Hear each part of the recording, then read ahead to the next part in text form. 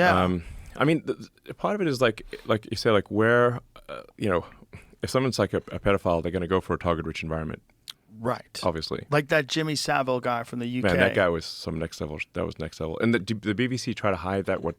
That guy was one of the worst, like basically child rapists of all time. Of all time. Of all time. Yeah.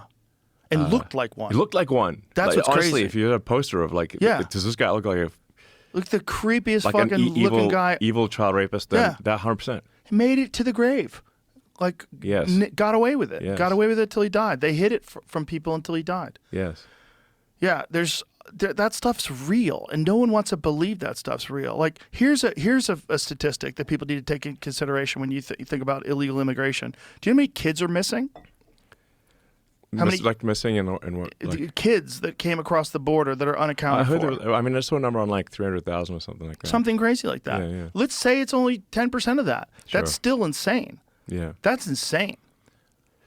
There's thousands and tens of thousands of kids that have been trafficked potentially.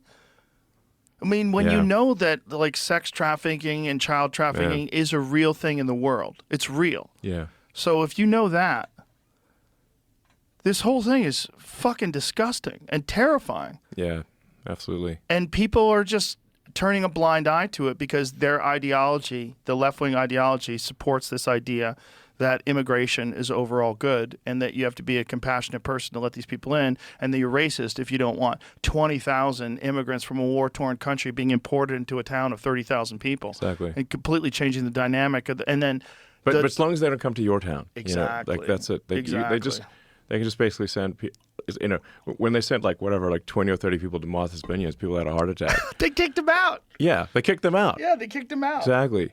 So I'm like, yeah, sure.